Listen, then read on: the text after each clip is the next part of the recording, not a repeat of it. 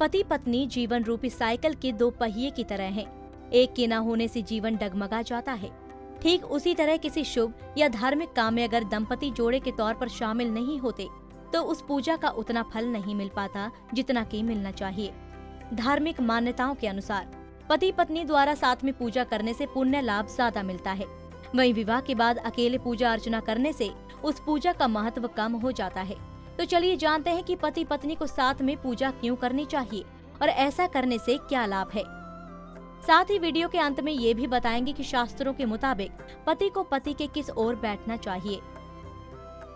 धर्म कर्म के काम साथ में करने से दाम्पत्य जीवन में तालमेल बेहतर करने का मौका मिलता है।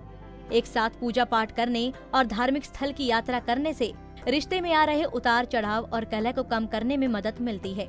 दंपति का एक दूसरे के प्रति प्रेम भाव भी बढ़ता है। इसके अलावा शादी के साथ फेरे लेते समय दिए गए वचनों में से ये एक वचन होता है कि विवाह के बाद किसी भी व्रत धर्म कर्म के लिए जाएं तो आप मुझे भी अपने साथ लेकर चलें।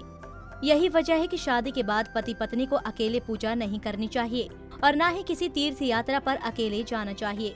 अकेले पूजा से ना तो मनवांछित फल मिलता है और न ही अकेले में की गई तीर्थ यात्रा सफल होती है। ऐसे में माना जाता है कि अकेले पूजा में बैठने से मनोकामनाओं के पूरा होने की संभावना कम रहती है।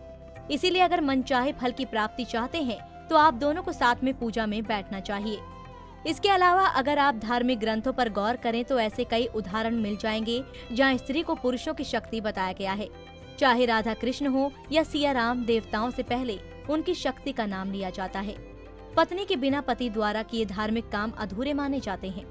लेकिन जब साथ में बैठकर पूजा कर रहे हो तो भी अक्सर ये सवाल उठता है कि पूजा में पत्नी को अपने पति के किस ओर बैठना चाहिए।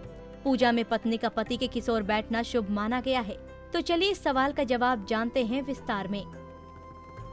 शास्त्रों में कहा गया है कि पत्नी को सदैव पूजा में अपने पति के दाएं हाथ की ओर बैठना चाहिए। पूजा में पत्नी का इस तरह से बैठना शुभ माना जाता है। साथ ही यज्ञ, होम, व्रत, दान, स्नान, देव यात्रा और विवाह आदि कर्मों में भी पत्नी का अपने पति के दाएं हाथ की ओर आसन ग्रहण करना शुभ माना गया है। इसके अलावा किसी पूजनीय व्यक्ति के चरण छूते समय, सोते समय और भोजन करते समय के बारे में भी पति पत्नी की दिशा का निर्धारण किया गया है। कहते हैं कि चरण छूने, सोने और भोजन करने की क्रिया के वक्त पत्नी का सही स्थान पति के बाएं हाथ की ओर है। माना जाता है कि इन कार्यों में दिशा का पालन करने से अच्छा फल प्राप्त होता है। ध्यान रहे कि दिशा के भूल जाने को किसी तरह का अपराध नहीं माना गया है, बल्कि इससे उस कर्म का अत्यधिक फल प्राप्त होने की बात कही गई हो। कुंडली टीवी डेस्क से दीक्षा गुप्ता की रिपोर्ट।